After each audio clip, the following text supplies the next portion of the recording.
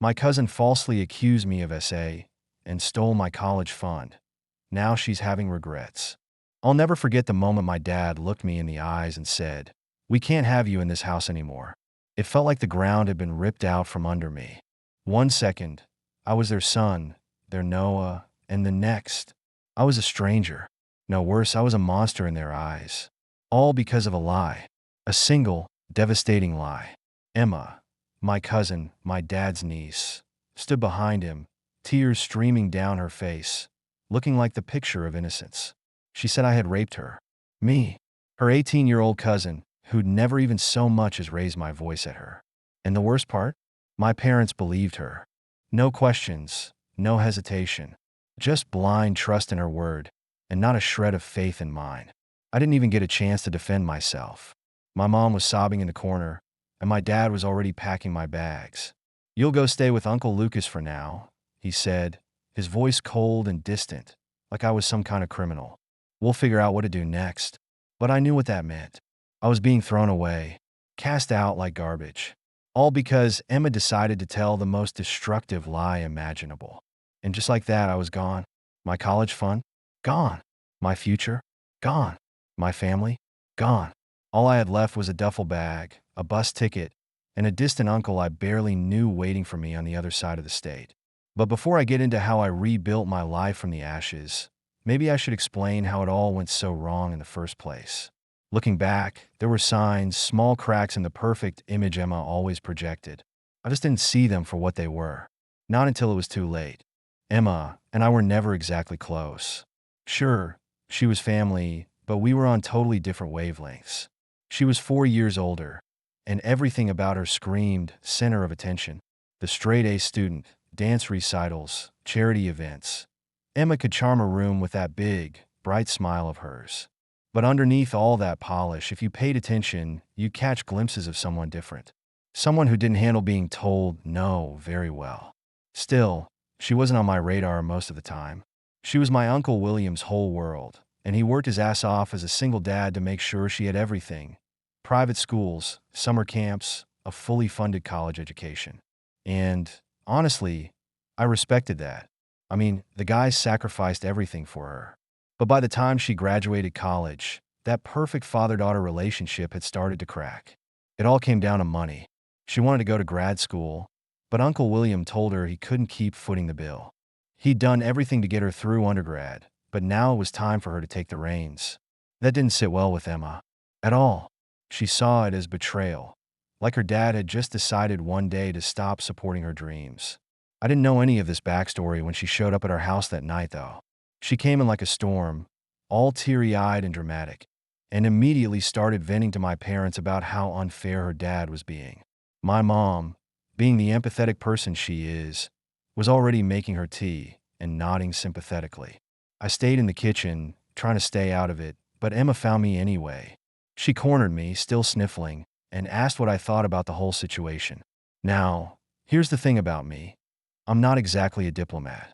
I don't sugarcoat stuff, and I'm not great at telling people what they want to hear. So, I told her the truth. I said that I thought Uncle William had done more than enough for her, and that maybe it was time for her to start figuring out how to pay for school on her own. Her expression changed so fast it gave me whiplash. One second, she was the fragile, heartbroken victim. The next, she looked like she wanted to kill me. "Easy for you to say," she snapped, her voice full of venom. "You've had everything handed to you. You're just a spoiled little kid." I was stunned. Spoiled? Me? I've been working part-time jobs since I was 16, saving up for college because I didn't want my parents to have to carry that weight alone. But before I could even respond, she stormed out of the kitchen, slamming the door behind her. I figured she'd cool off eventually and we'd all move on. Only, that's not what happened. The next morning, my dad called me into the living room. Emma was sitting on the couch, her face red and tear-streaked. She looked up at me, her hands trembling, and I immediately knew something was wrong. Really wrong. My dad's face was pale, and my mom was sitting next to Emma, holding her hand like she was trying to comfort her. And then Emma spoke. Her voice was shaky, barely above a whisper, but her words hit me like a truck. "No," he forced himself on me. I couldn't believe what I was hearing. My brain just stopped. "What?"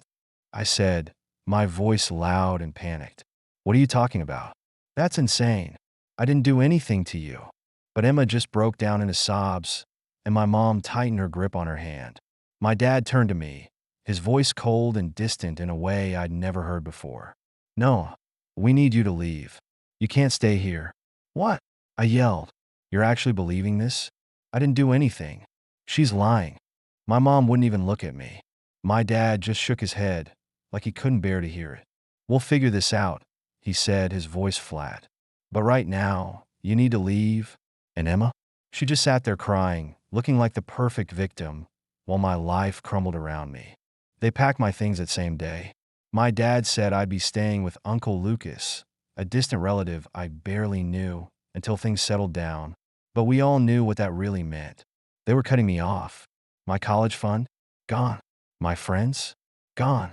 My family? Gone. Emma just sat there, watching the whole thing unfold, her face a mix of fake sadness and satisfaction. And that's when it hit me. This wasn't just some misunderstanding. This was payback. Revenge for the night before, when I told her to grow up and take responsibility for her own life. I'll never forget the way she looked at me as I walked out the door with my duffel bag slung over my shoulder. That smug little smirk like she'd won. And maybe she had, at least for the time being. But I wasn't going to let her destroy me forever. I didn't know how I was going to fight back. Not yet, anyway. But I swore to myself then and there that I'd find a way. Uncle Lucas was, well, let's just say he wasn't exactly thrilled to have me dumped on his doorstep.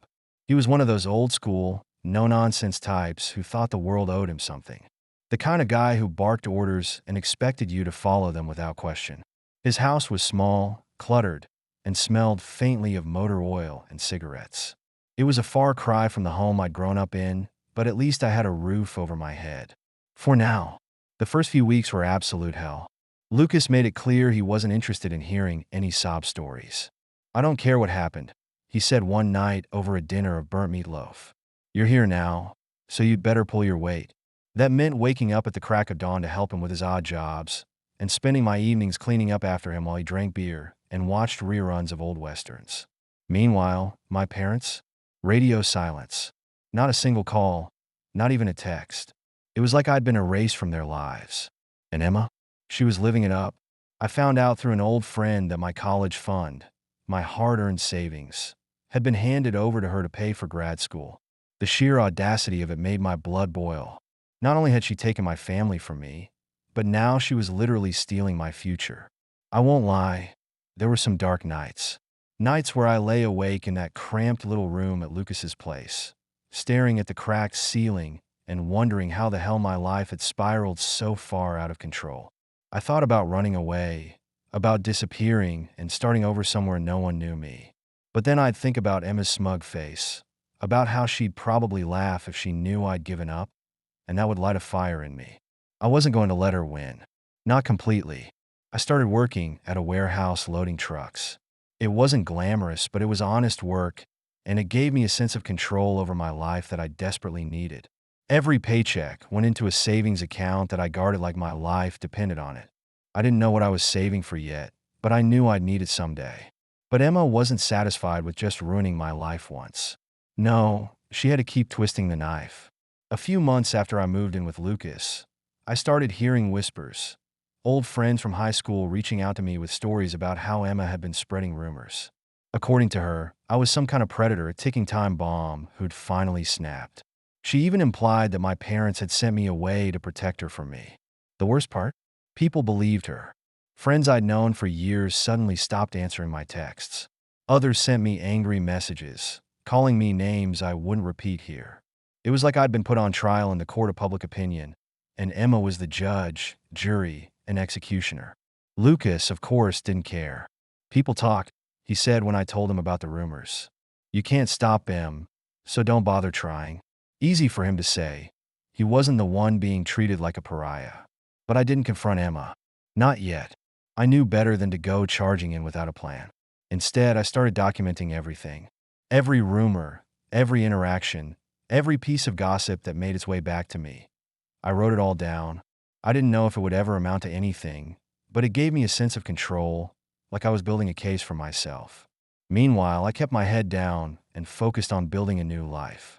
I found a couple of roommates, other guys my age who were just trying to scrape by, and we rented a tiny apartment together. It wasn't much, but it was mine. For the first time in months, I started to feel like I was regaining some sense of normalcy. 3 years later, I got the call from my dad out of the blue. I hadn't heard his voice in years, and for a second, I thought I was dreaming. He sounded different, worn down. "Noah," he said, his voice heavy with guilt, "I need to tell you something." Apparently, Emma had been diagnosed with cancer. It was terminal, and in the face of her own mortality, she decided to clear her conscience. She confessed everything to my parents, that night at our house, the fight, the lies she'd told to get back at me. She even admitted that she'd used my college fund to pay for grad school, knowing full well it wasn't hers to take. "She's sorry," my dad said, his voice shaking. "We're all sorry. We should have believed you." I hung up on him. I know that probably sounds harsh, but in that moment, I couldn't deal with his apology. Sorry? Sorry didn't begin to cover the years of pain, isolation, and struggle I'd endured because of their blind faith in Emma. Sorry didn't give me back the life I'd lost. But I wasn't about to let Emma's confession stay private. Not after everything she'd done. With the support of my roommates and the new friends I'd made, I decided to go public with my story. I wrote a long post on Facebook, detailing everything: Emma's lie, my parents' betrayal, the years I'd spent rebuilding my life from scratch. I included screenshots of old texts, photos of my documentation, and even a brief message about how I'd found peace despite it all. The response was overwhelming. Friends I hadn't heard from in years reached out with apologies. Strangers messaged me with stories of their own, telling me how they'd been through similar situations. And my parents? They tried to call me, but I let it go to voicemail every time. I wasn't ready to forgive them. Maybe I never would be. As for Emma, her confession didn't earn her the redemption she was hoping for. Once the truth came out, she lost almost all her friends and the respect of the extended family. The golden girl image she'd worked so hard to maintain crumbled overnight. I'd be lying if I said I felt sorry for her. She made her choices, and now she had to live with the consequences. These days, I'm doing better than I ever thought I would. I'm back in school, pursuing the degree I put on hold all those years ago. My roommates have become like family to me, the kind of family that actually believes in me. And while I haven't completely cut off my parents, I've made it clear that I'm not ready to reconcile. They need to earn my trust back, if that's even possible. Looking back, I realized that losing everything was the best thing that ever happened to me. It forced me to grow up, to figure out who I was without the safety net of my family. And while I wouldn't wish what I went through on anyone, I'm proud of the person I've become because of it. At the end of the day, success really is the best revenge. And I'm just getting started.